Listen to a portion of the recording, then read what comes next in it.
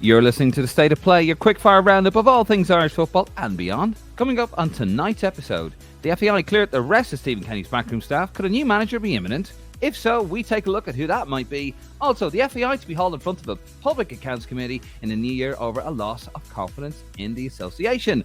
All of that and more coming up on tonight's State of Play.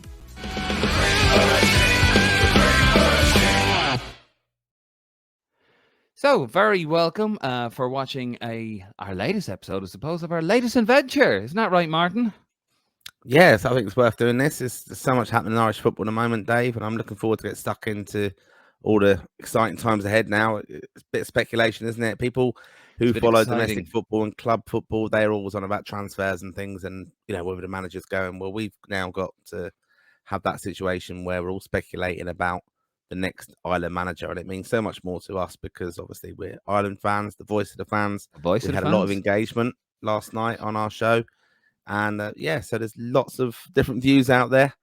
I'm hoping that when the right person is hopefully appointed, everyone's going to get behind him because there's just risk associated, I think, with anybody who's been linked at the moment.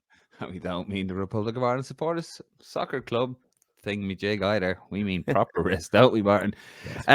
If you don't know who we are, I'm David Dunn. Hello. And of course, that is Martin Prendergast over there. We're both over in London. And we're going to try something a bit different. We're going to go through the latest of Irish football, the latest news. There's no real rhyme and reason when we do this, basically when news happens. And today, like yesterday, and probably for the foreseeable future until the new year or a new manager is appointed, there will be news every day. So we're going to try and be as reactionary. Easy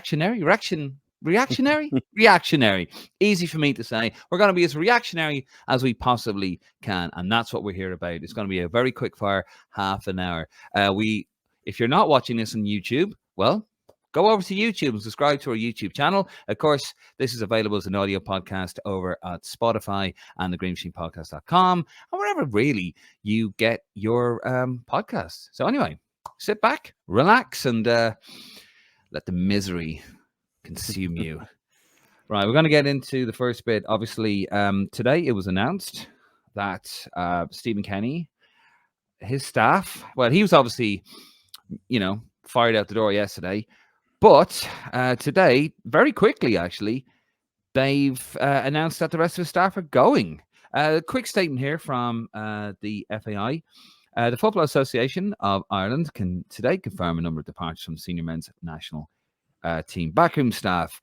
Assistant manager Keith Andrews, assistant coach John O'Shea, chief scout and opposition analyst Stephen Rice, goalkeeping coach Dean Kiley, and athletic performance coach Damien Doyle have all left their roles. And then you go through the usual spiel of, we'd like to thank Keith, John, Stephen, Dean, and Damien for their excellent service and commitment. Blah, blah, blah. And especially want to thank Keith Andrews, who served the association so well in the assistant manager role with both the under-21s and senior team. That was from Director of Football, Mark Canham. Now, this is a bit strange, Martin, because normally the FAI, when a manager goes, they normally hold a couple of lads back, don't they? They always like to have a few people, for interim or as a bridging manager type deal. They've just gone for a complete clean sweeper, haven't they? Yeah, and I'm a bit disappointed with that. I kind of had been a long advocate of John O'Shea. John O'Shea gone. Sorry, I'm sorry to see that. And some of the lads were doing a great job in there, to be honest, and kind of messes up some of my plans with the Republic of Ireland Soccer Supporters Club, which I'm chairman of. I had Stephen Rice and John O'Shea lined up as future guests. I'm hoping that will still happen because we'll still get great insight into the time under Kenny. But yeah, John O'Shea in particular, I think is a very clever guy. I think he will be involved in future of Irish football without doubt. I feel it's a bit harsh that he's gone, but I can understand contractually the FAI. When the senior manager goes in most jobs, it's only right. They're a collective, and the backroom staff go as well. It would have been a bit of lingering if actually John O'Shea had stayed on, and they were saying, well, actually. They want the new manager coming in with he's got to take John O'Shea. We want to avoid that situation again. We had that with Robbie Keane formerly, didn't we, with Stephen Kenny coming in there. So yeah, this opens up the candidacy. Basically, it's going to be the new manager coming in with his whole backroom staff. And does that mean you've got somebody? Do you think they have somebody lined up straight away? If that's the case, I'm getting the vibe. I think they do, and I'm hoping they do. And I said on the podcast last night, and I'm firmly the view of this now. I think apart from the fact that we had the debacle with Vera Pauw's situation with Ireland in September, it could have been done then with Stephen Kenny. But I think the FAI were reluctant to have that kind of uproar going on, and right, they're being questioned, the FAI as an association, with some of the other dealings they're up to and stuff. But I think from the footballing side, which is what most of us care about, if you had two managers out of a job, you'd be quite worried about that. It's very unstable as an association. So I think that saved Kenny in a sense, and it gave him a little bit of another shot at it with the Greece game. And broke and didn't want to pay money as well. Yeah, I can understand that as well. And they seem as well, as they done with Vera Pauw, they went contractually on it. They just said at the end of it. But I think with it could have been September though, and it wasn't. And I'm thinking now how sudden this was, in the sense of it was all kind of, the speculation was they were going to meet on the 28th of November as a board, but actually the decision has been made. They've actually cut ties now with all the backroom staff as well, and now it's just a clean sweep, isn't it? I'm hoping that from September they were doing their due diligence, sounding out brilliant candidates, and not just go, oh well, actually we don't know really, because we knew this was going to happen anyway. Obviously. We did, and we were actually thinking, a lot of us were speculating that John O'Shea could do a worthy job as an interim because he wasn't really tired with the Kenny kind of brush. But I mean, obviously they feel differently. Well, they knew, obviously. Look, I mean, just quickly before I make this point, the reason I'm holding my phone in my hand is because I've got the statement on my phone. I'm not texting whilst Martin is talking. I'm not a millennial. But yeah, just to mention about the departures. Following the departure of Stephen Kenny as manager of the Ireland senior men's national team, a review of the coaching staff will take place once the new head coach is appointed. So it doesn't mean, that John O'Shea won't come back or these guys won't come back. I think it's just a clean sweep, get them off the wage bill. And, speaking of which, with the last game, they probably looked at it and went, you know what, we got 41,000 tickets sold anyway. Granted, 15,000 stayed at home, only 26,517 fans showed up the other night at Lansdowne Road. So they probably thought, you know what, we're not going to take a massive hit. Tickets are sold. It doesn't matter who we get in. With John O'Shea, you're spending that money on cutting Stephen Kenny off, or you get John O'Shea in. You're actually going to cost yourself money. Is he really going to get in another 10,000 tickets? Definitely not. So I understand why they've done it, and you have to remember this is a potless association. But you'd like to hope, as you said, Martin, they've done their due diligence. They've known this was happening since September, and they're going, you know what, we need to change the direction, and they're having chat. I know it's behind everyone's back, but that's what you have to do.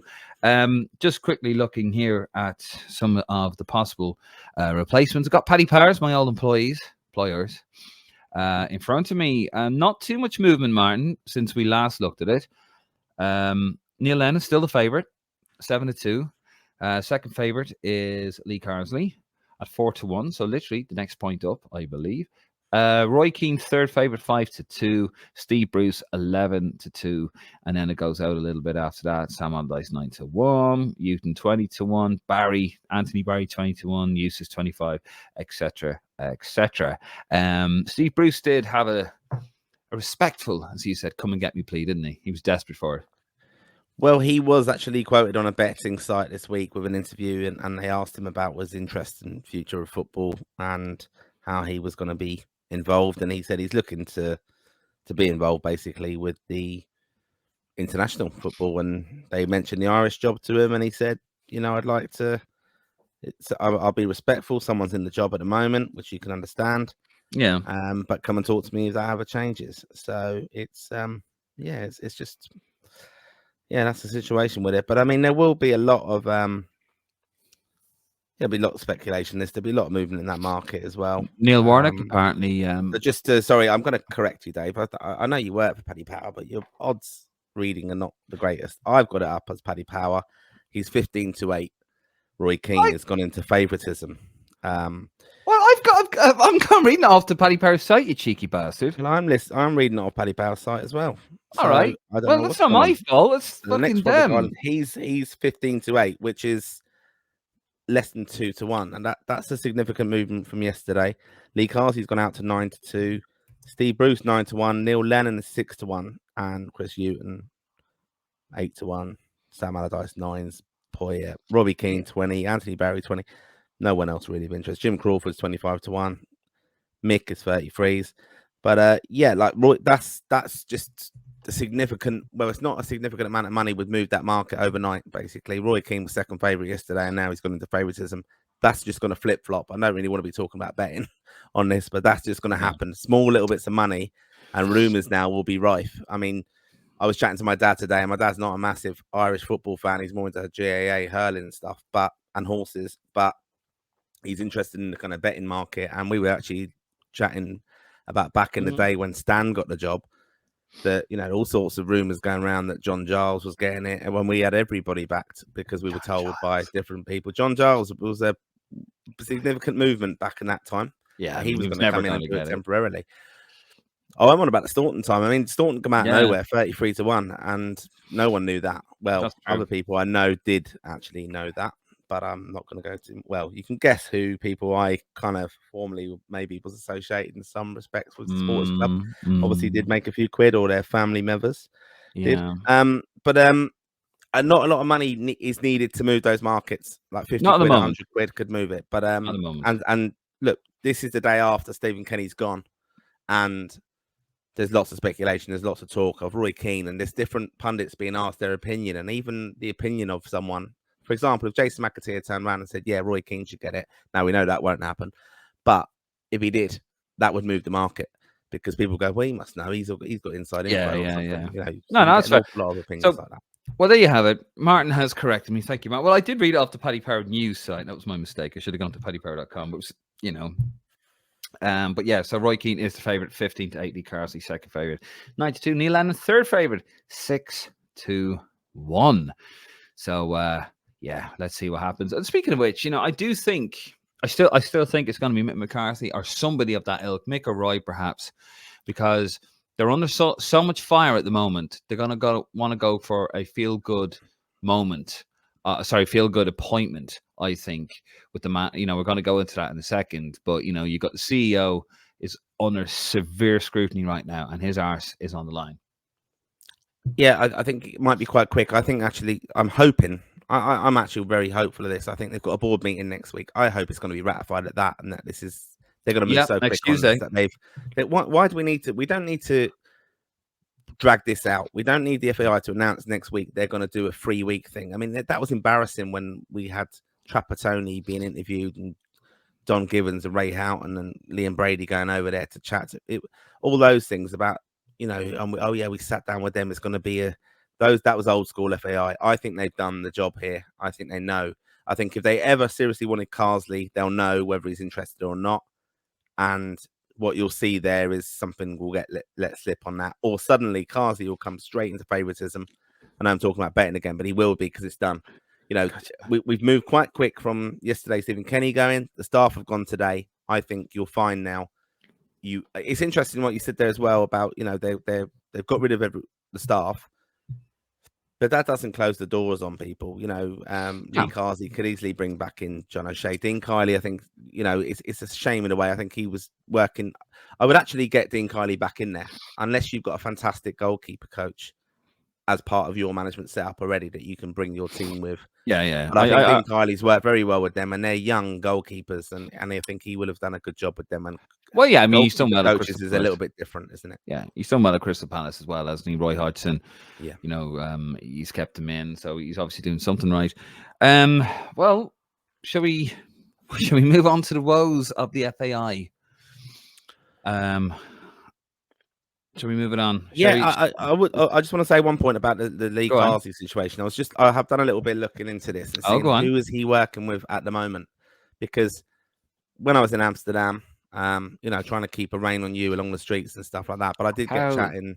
I bought two ladies. I bought two ladies, right? It's a true story. When we were in Amsterdam, never got to tell this actually. We were supposed to say this last night on the stream, but you know, breaking news took over that.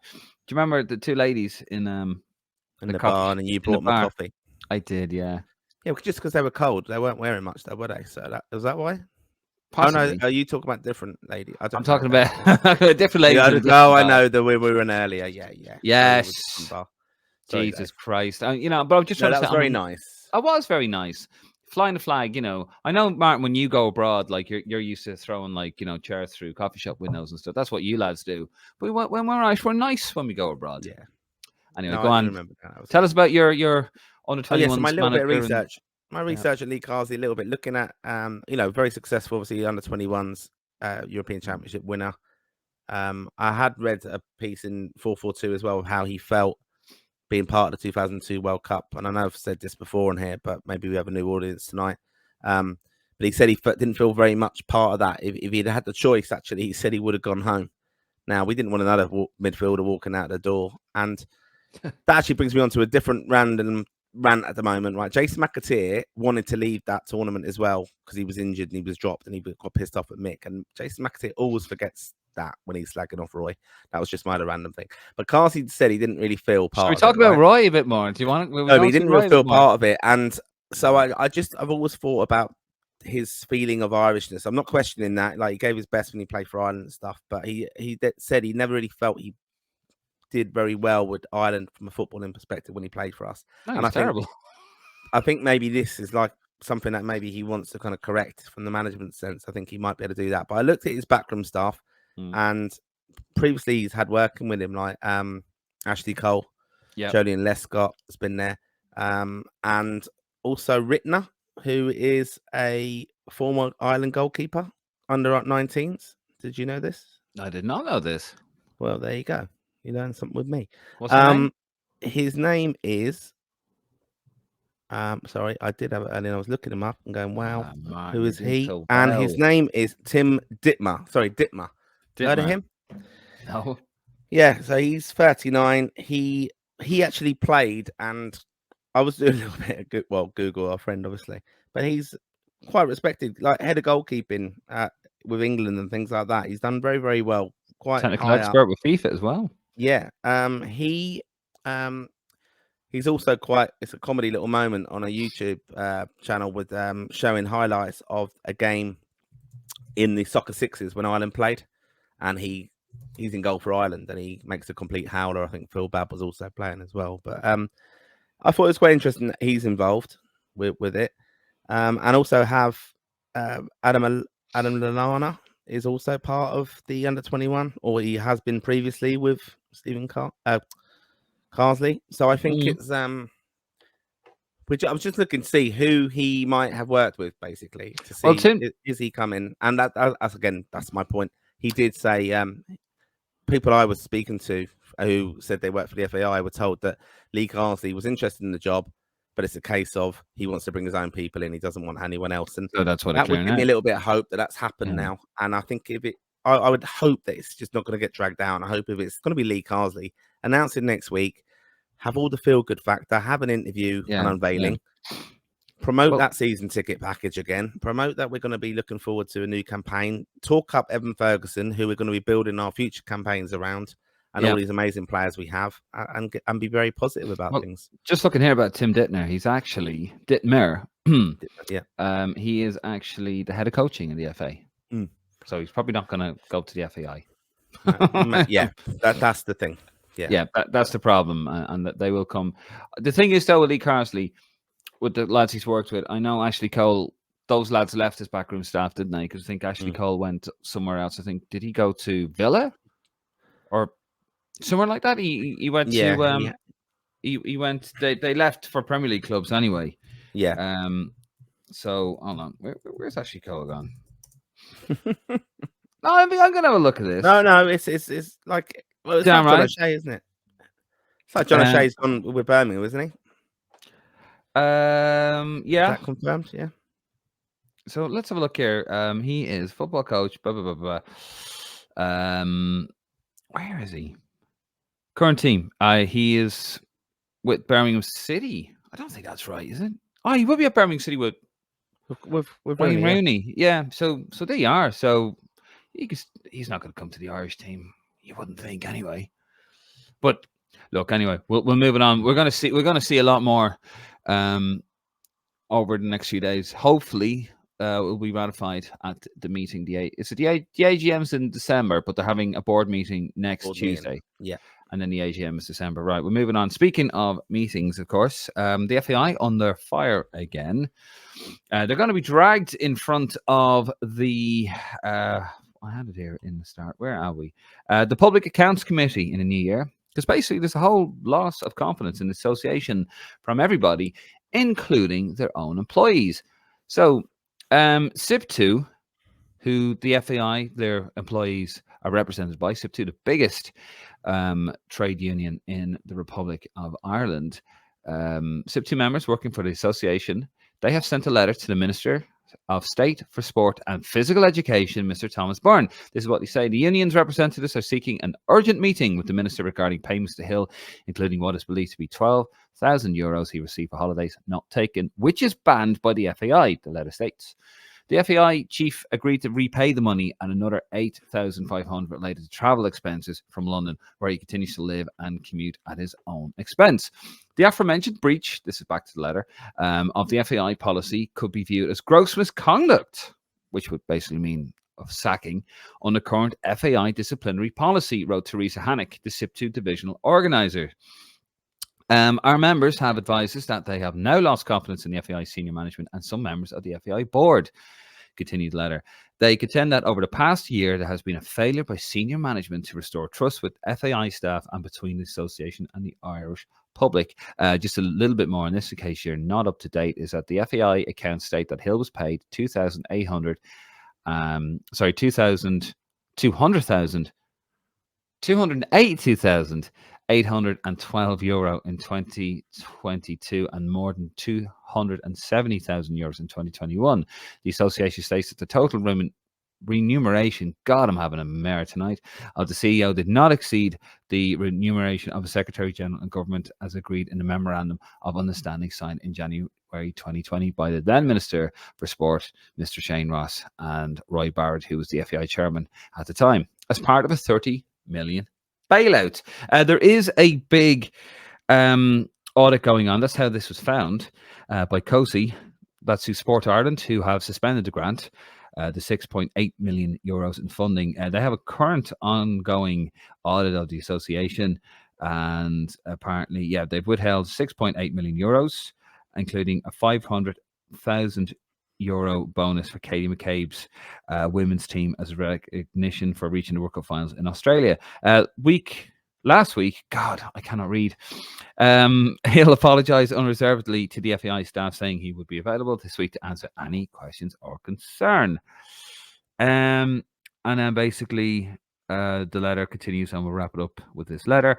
It goes on to criticise Hill for not engaging meaningfully with the union on collective bargaining matters, adding that the halt on funding will have a detrimental impact on the pay of ordinary workers and put their future employment at risk. Our members are also concerned regarding the issues of governance reform in the association and the FAI Remuneration Committee. That is from Gavin Kaminsky in the Irish Times. So a very well written article, but very poorly read article from yours. Truly, apologies there, folks. So here we go again, Martin. Another FAI scandal, another bust up with Sports Ireland, and funding. Nearly €7 million. I've said it before. The very man brought in to stem the flow of controversy is at the centre of the latest one. They want him gone, don't they? I think there's some people who want him gone without doubt, and I think he's a man under pressure now. He's going to be answerable to the board next week, and it's not the first time he's been under pressure with, I think, the Vera Powell situation, which I referred to earlier. Vera was quite open and saying, she didn't like it, that why is he always around or whatever like that, and it's just a funny kind of situation with Jonathan Hill and what he's kind of brought to the association. I think he's not been scrutinised enough, perhaps because the football's been so dire in a sense and the results have gone against us. But, he's... the sponsorship thing bugs me, commercialism.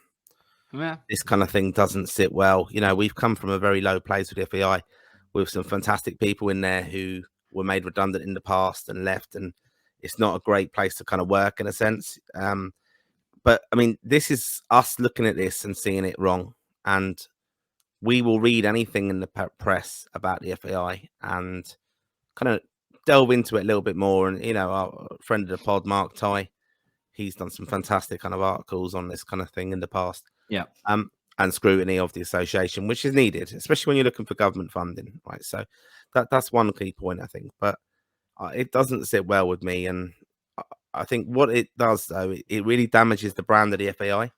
Because when, like I said, we know and we like hearing and reading about everything to do with Irish football, but people on the street, in the public domain of Ireland, like people who are into horse racing, when you say the FAI that you follow Irish football, they go, what the hell would you follow that for? Like, why would you bother doing it? I've had someone actually say to me in Cork recently, geez, what are you doing a podcast about Irish football for? Who gives a shit about that?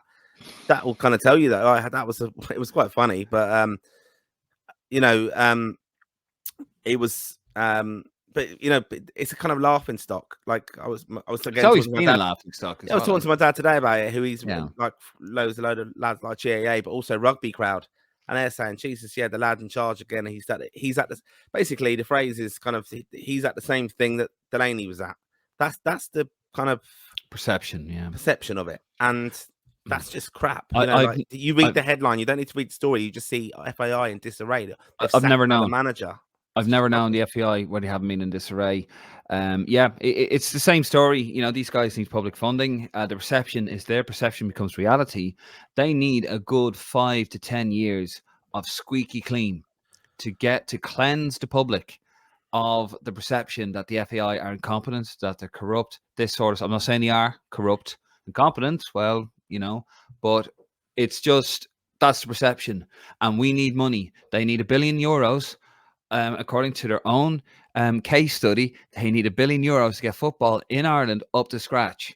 No Euro 2028 is going to solve that. They're going to get €6 million from that. They're supposed to be getting £6 million a year from Sport Ireland. They were told to get 40% representation on the board. That hasn't happened. They still want to do, but there's a lot of old farts still in the FAI. That just don't want to budge. They want their 2 tickets or whatever. They want, they want their made famous as Nick. Blazer. They're just blazers, and they give nothing to the game. They're just hangers on and don't really care about football in this country. They just want their 2 free tickets on the halfway line or whatever. And yeah, that's the problem with the FAI. The perception will always be reality until we get a moment of just quiet, competent governance. And the guy, I said it before, that was brought in to bring that quiet period has found himself at the center of another controversy. I mean, did he not think, that's a lot of money. Why is that in my bank? Do I'm not saying I had that very conversation with someone the other day and saying, well, it's probably the same person. Maybe his money goes to an account. You wouldn't know what way that is. We don't know. But again, we're trying to attract a sponsor. He's going in negotiating with potential sponsors. Yeah. And as far as their dealings, if you just Google, like we've just done with the goalkeeper coach there, if you Google Jonathan Hill, you're seeing, hang on a second, no, he got overpaid 20 grand. And like, why am I going to sponsor the FAI or Irish football? They're going to go, what's changed? The guy, like what faith have I got in it? Yeah. And it needs more scrutiny and accountability. And look, I've got no faith in government. And I mean, they're an absolute joke anyway, as we know, like every government is.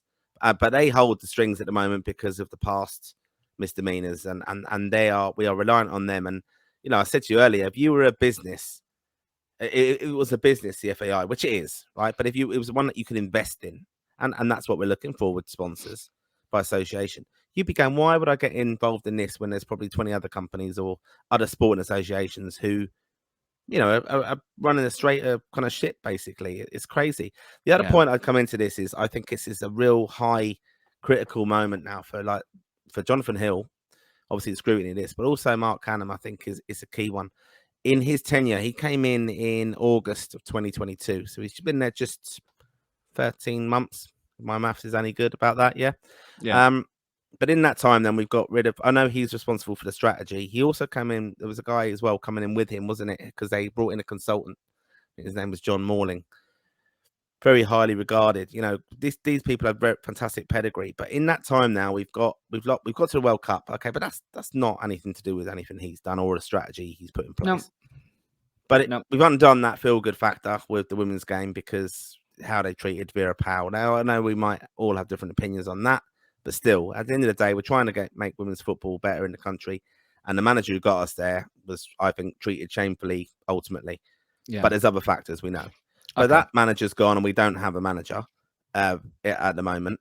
We've also now got rid of our senior manager, and I just think they're putting themselves both in kind of key positions, making these decisions. I know they're accountable to the board, and it's all that now. Oh, well, we're accountable to the board, and yes, they are. But they've got to get this right now, and I just think there's nothing to stop any of them walking away. And like, where are we left then? Like, who is the most senior, high-profile person you associate with the FAI now? I was trying to struggle to think about it. Okay, Stephen Kenny wasn't the head of it, but who your senior manager is. But then I was thinking, well, who was I really rely on who knows? If I had to kind of ring someone in the FAI, just for example, and have a chat with them and say, like, what do you know about the association? What's your history? What have you done with them? Well, Packy Bonner's back in there now. He's the one, isn't it? That's what we're kind of reliant on for that little bit of stability. Yeah. So I think it's him, really. And it kind of falls on him, but then he's only a board member. And I think, I think Packy is really pissed off with this. I'm obviously can't speak for him, but I think he should be with all this other crap going on, because he's come in and he's given, reputationally, he's kind of putting himself in the line here, the firing line of, look, we're making changes here and this hasn't happened. But I just worry about these changes from people who are kind of dictating the kind of future of Irish football. Yeah. I mean, the last bit in it, and then we'll wrap this up, is how can you move forward if you're constantly putting out fires? Yeah. And that's the problem. That's the problem with the FAI anyway. I'm sure that will develop, and we will be developing with it. So, Mark, we're going to leave it there. Thank you very much. Thank you very much for watching or for listening. As we said, just half an hour, that's all. Quick fire. We will be back with a live episode as soon as we can, to get your thoughts. Get your thoughts on this. Tell us what you think. Do you agree with Martin? Do you agree with myself? Do you disagree? What do you have to say about this? Tell us, and we'll tell us on Sunday, or, well, maybe not Sunday, but whenever we do the next live episode, whenever that might be, because real life gets in the way and everything's a little bit dynamic, as we all know. Anyway, before we go, I just want to remind you guys, head over to YouTube and please subscribe to the YouTube channel. We are trying to get that up at the moment. Got a load of listeners, actually, new listeners, so thank you for that. If you're only getting into what we do here, we are the voice of the fans, and we do try to let you have your say wherever we possibly can. So do follow us on YouTube, Facebook, Twitter, Instagram, all that happy stuff there, and go over to thegreenmachinepodcast.com, thegreenmachinepodcast.com, where you can get an audio version of this whenever you get your podcast. Before we go, it is the 18th anniversary at the time of recording, Martin, where Amo told us exactly who wrote it. Good night. And whose view is it? That's the view that was whose view is it? In a column on the Sunday Times. Who's that column? By who? It's on the back page of the Sunday Times last Sunday. Look at it. And who wrote it? I can't remember his name. I'll tell you who wrote it. Who? I can remember his name. Rod Little. He's the guy who ran away and left his wife for a young one. Come on, no, that's out of order, that kind of stuff. No, it's not. You started it. I didn't. You don't even know who wrote it. I know who wrote it. Listen, sure.